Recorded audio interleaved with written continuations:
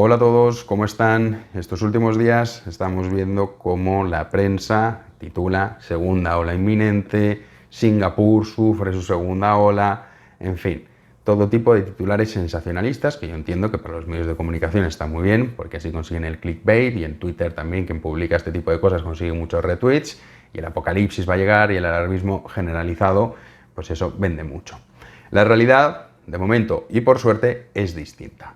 A día de hoy no hay nadie que pueda afirmar que vamos a vivir una segunda ola, del mismo modo que no hay nadie que pueda negar que vamos a vivir una segunda ola. Es una pregunta que no tiene respuesta a día de hoy.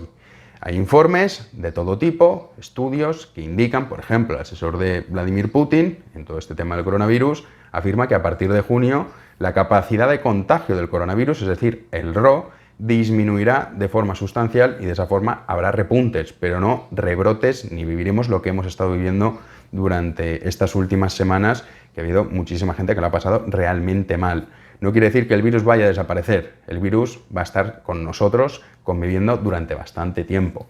Luego también hay otro tipo de estudios que se han realizado en Israel que afirman que la capacidad de contagio, es decir, el RO que tiene el coronavirus, que está en torno al 2, al 4, es decir, una persona puede infectar a 2, a 3 o a 4 personas, eso es lo que es el RO, afirma que en 70 días ese número baja y disminuye, pero bueno, esto nadie lo sabe. Ahora me voy a centrar en el caso de Singapur, porque es el que se está utilizando para alarmar a la gente y contarles cosas que no son verdad. Escribí un artículo al respecto sobre Singapur el 14 de abril, en el cual pues, bueno, explicaba cuál era la realidad del país.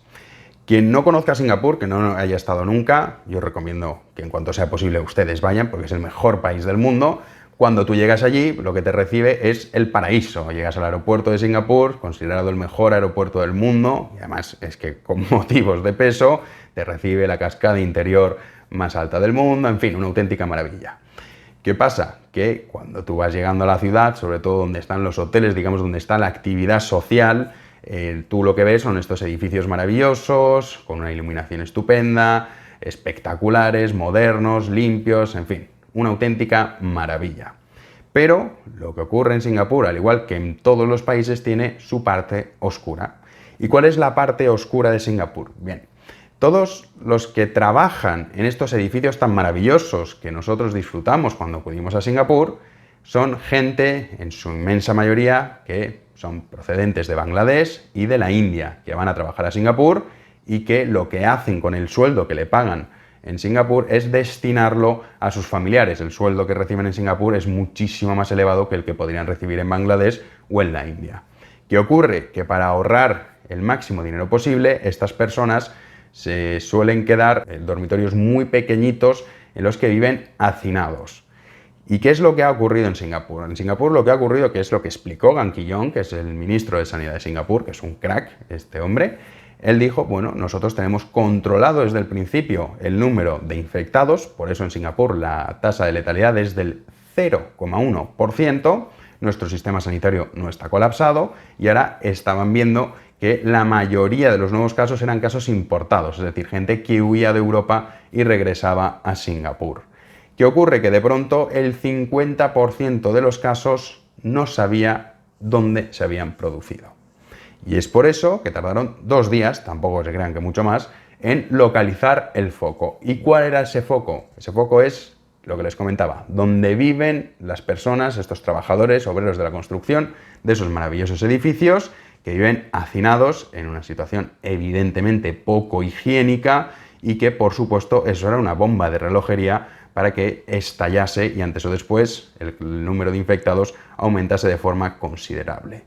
Ahora bien, si ustedes ven la lista que publica Singapur todos los días actualiza prácticamente cada 2 horas este listado, te dice la edad de la persona infectada, su sexo, su nacionalidad y si es transmisión local o es caso importado. Si ustedes ven los últimos casos, podríamos estar pasando páginas continuamente, observarán que son la inmensa mayoría de Bangladesh y de la India, y no solo eso, que son todo hombres, que son trabajadores de la construcción.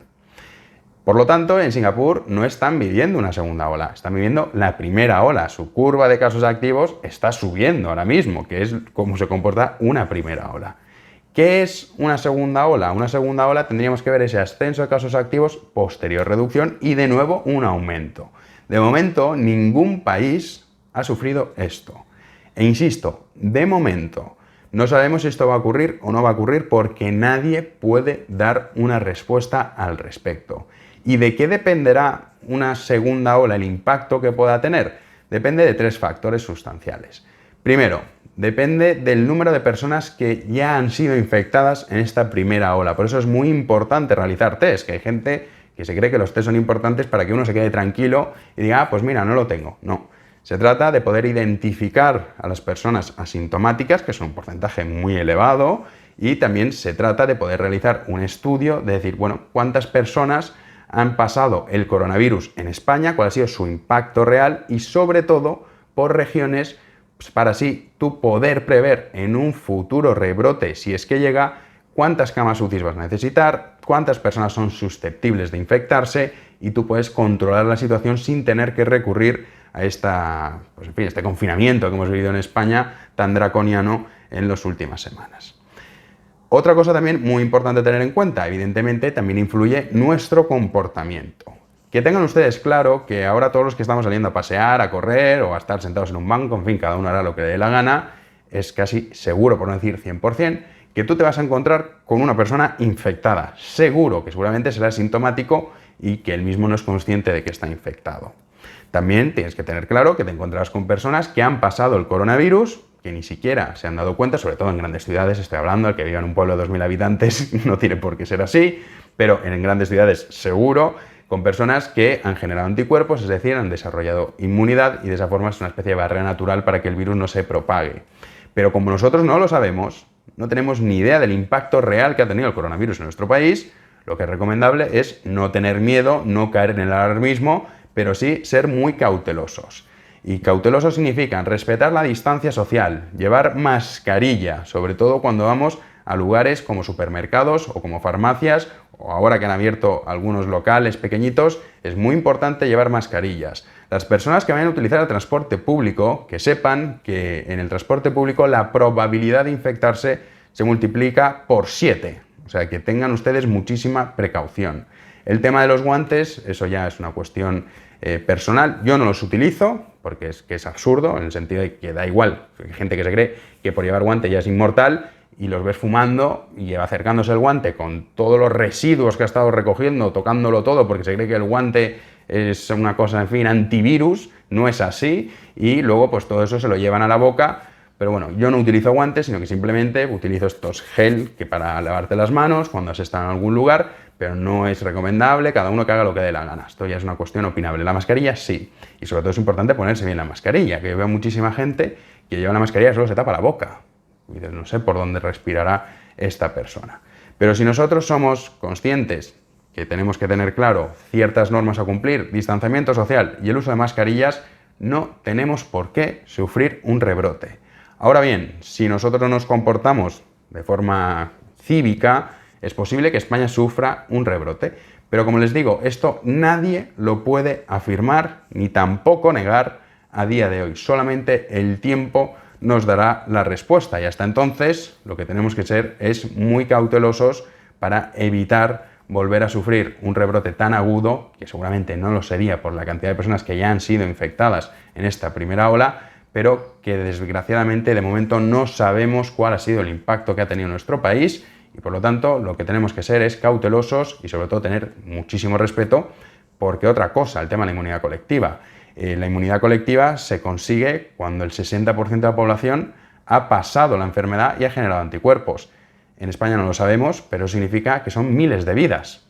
Por lo tanto, esto de decir la inmunidad colectiva, que si quieren en otro vídeo lo hablamos porque es ciertamente interesante, el caso de Suecia es súper interesante, pero para conseguirla son miles de víctimas. Así que simplemente no hay que dejarse llevar por el alarmismo, pero sí tener un poco de cabeza fría, tranquilidad, estamos pasando lo peor, pero no podemos permitirnos el lujo de volver a ese punto de partida.